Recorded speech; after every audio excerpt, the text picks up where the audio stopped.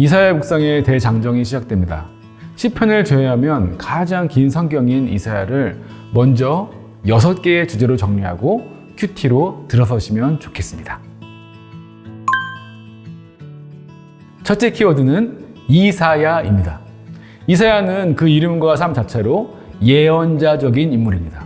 남유다의 이사야와 동시대에 북이스라엘에서 예언했던 호세아와 비견할 만합니다. 호세아는 그의 삶 자체가 충격적인 메시지였고 그의 아들들의 이름 자체도 예언이었죠.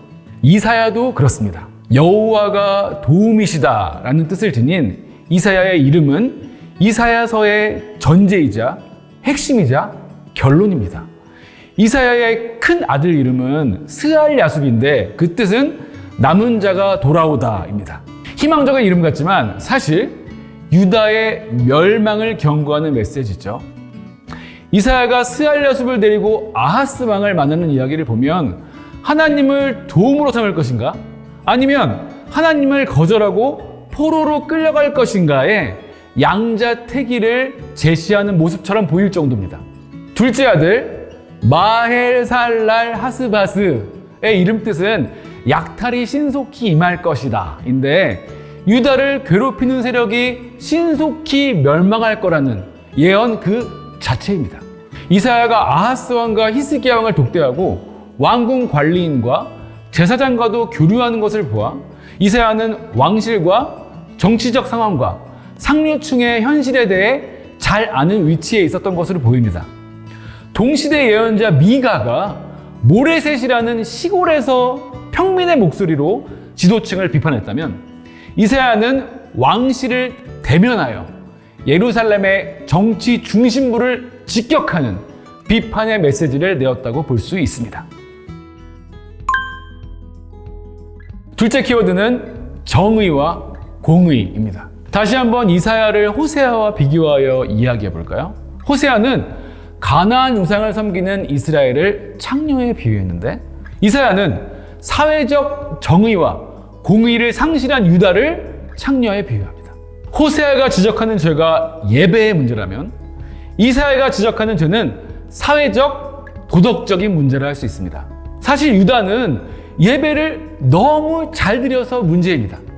유다 백성은 습관적으로 예배 의식만 반복할 뿐 정의와 공의라는 삶의 예배에는 무관심했습니다.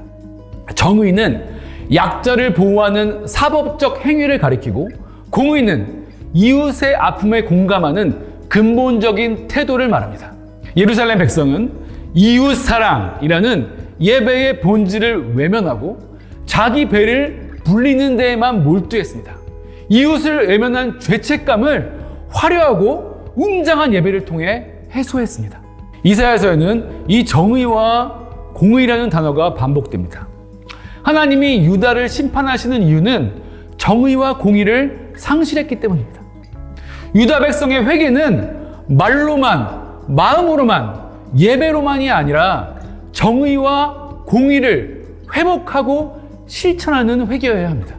이사야가 그리는 하나님 나라는 구름 위에서 떠다니는 영의 세계가 아닌 정의와 공의를 회복하는 일상입니다. 정의와 공의는 거창한 신앙 용어가 아닙니다. 이사야 묵상이 내 일상 속의 정의와 공의, 가장 가까이 있는 내 가족에게 베풀어야 할 정의와 공의가 무엇인지 생각해 보는 기회가 되기를 바랍니다. 셋째 키워드는 남은 자입니다. 남은 자는 바다의 모래처럼 많던 백성들이 남은 자가 얼마 안 되는 소수로 줄어들 것임을 예고하는 심판의 언어입니다. 하지만 동시에 멸망과 포로 생활을 겪고 돌아온 살아남은 자들, 그 심판의 과정을 통해 하나님께로 돌아온 남은 자들이 진실한 신앙을 회복할 것을 약속하는 희망의 언어이기도 합니다. 그루터기도 비슷한 의미를 할 수 있겠네요. 그루터기라는 단어는 유다에서 한 번도 바뀐 적이 없는 단일 왕조인 다윗 가문이 잘려나가는 가차없는 심판을 암시합니다. 하지만 동시에 다행히도 다윗 가문이 뿌리채 뽑히지는 않을 것임을 말해주기도 합니다. 생명이 남아있는 그루터기에서는 햇순이 돋아날 것입니다. 이것이 바로 이사야서의 일관된 메시지입니다. 우리는 매일 이사야가 반복하는 심판의 메시지에 마음이 무거울 것입니다. 하지만 하나님의 심판의 목적은 끝장이 아닙니다. 다시 시작입니다. 위기 때만 하나님을 찾아 그 위기를 모면하고 회개를 다시 더 힘있게 죄 짓는 도약대로 삼는 백성에게 유일한 회복의 가능성은 심판뿐입니다. 하나님을 또 속이고 또 이용할 수 없으려면 하나님 외에는 아무것도 남지 않은 상태로 낮아지고 또 낮아져야 합니다. 하나님은 우리를 사랑하시기에 우리의 죄악의 잔재를 남김없이 심판하실 것이고 또 우리를 사랑하시기에 우리가 남은 것들로 주님만 사랑하게 하실 것입니다. 넷째 키워드는 메시아입니다. 이사야는 제5복음서라고 불릴 정도로 그리스도이신 예수님의 등장을 예고하는 장면이 많은 책입니다.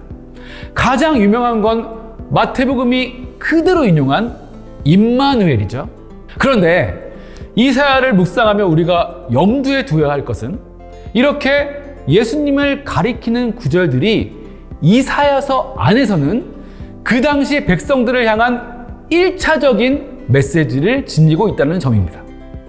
임마누엘 역시 이사야 시대에 임마누엘이란 이름을 가진 아기가 어린이로 다 자라기 전에, 그러니까 그만큼이나 금방 전쟁이 종식될 거라는 회복과 구원의 메시지였습니다. 이사야서에서 심판은 다윗 왕조의 종말이라는 그림 언어로 집약되어 묘사됩니다. 유다 백성의 죄악은 결국 유다 왕들의 타락에 집약되어 있으니까요. 그래서 이사야는 심판에 이어 희망과 소망을 이야기할 때도 왕 이야기를 합니다. 심판이 왕의 몰락이었다면 회복은 새로운 왕의 등장이어야 합니다. 정의와 공의로 세상을 다스릴 왕, 즉 메시아의 임재가 심판을 통과하여 끝내 맞닿는 소망의 이미지입니다. 하지만 유다 백성의 죄악을 모두 왕에게 전가할 수 없듯 참된 왕에 대한 소망은 내가 그 왕에 걸맞은 정의롭고 공의로운 백성으로 거듭나고 준비되리라는 결단이어야 할 것입니다. 다섯째 키워드는 여호와의 종입니다. 이사야서는 크게 세 부분으로 나눌 수 있습니다. 1장부터 39장, 40장부터 55장, 56장부터 66장의 이 구분을 기억해 주세요. 1장부터 39장은 아수르의 위협을 통해 하나님이 경고하시는데도 정신 못 차리는 유다를 향한 경고입니다. 심판을 기정사실로 하면서 심판 이후의 회복과 그 회복을 이룰 왕에 대해서도 예언합니다. 그런데 40장부터 이사야의 독자가 바뀝니다. 이사야는 독자를 바꾸어 약 150년에서 200년 이후의 백성들을 향해 선포합니다. 1장부터 39장의 이사야의 경고를 무시하고 결국 멸망하여 바벨론의 포로로 끌려간 후대 백성들을 향한 예언입니다. 그래서 40장부터 55장은 심판 1세기였던 앞부분과 달리 위로와 희망의 언어로 가득합니다. 너희 그렇게 살면 망한다는 경고는 망하기 전에 필요한 거죠. 이미 망한 백성에게는 다시 시작해보자 라는 따뜻한 말이 필요합니다. 그리고 이 단락에는 메시아의 이미지도 완전히 다르게 나타납니다. 바로 여호와의 종입니다.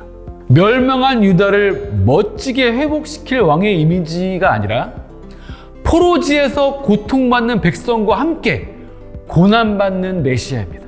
고난받는 종으로서 백성을 고난 속에서 연단시켜 하나님의 백성으로 회복시키는 분, 결국 심판의 밑바닥에서 영적 자존심이 무너져 있는 이들을 여호와의 종으로 부르시는 분, 바로 예수 그리스도입니다. 56장부터 66장까지에 대해서도 간략히 설명드리겠습니다. 40장부터 55장이 바벨론 포로 생활 아래에 있는 백성들을 향한 메시지였다면 56장부터 66장까지는 포로에서 풀려나 다시 예루살렘으로 돌아온 백성들을 향해 선포한 메시지입니다. 꿈에 그리던 해방이 이루어졌는데 꿈에 그리던 회복의 모습과는 거리가 있습니다. 멸망하여 버려진 땅에 돌아와서 새로 개척해야 하는 삶은 막막하고 고단하기 때문입니다. 현실 속에서 비전을 잃은 백성에게 이사야가 던지는 메시지는 마치 요한계시록과도 같은 종말론적 비전입니다. 이 단락에 나타나는 메시아 역시 계시록에 전투하는 메시아에 가깝습니다. 마지막 여섯째 키워드는 세계입니다. 이사야 묵상을 하실 때 위기가 찾아오실 텐데 바로 13장부터 27장까지 이 부분입니다.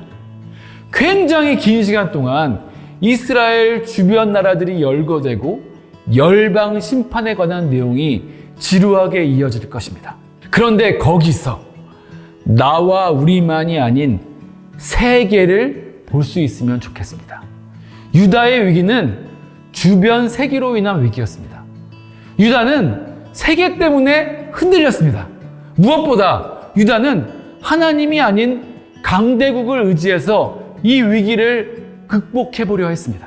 13장부터 27장까지는 유다를 흔들었던 세계, 유다가 희망으로 붙잡았던 세계가 낱낱이 열거되어 있습니다. 하나님이 그들의 운명을 결정하십니다. 하나님이 세계의 통치자이십니다.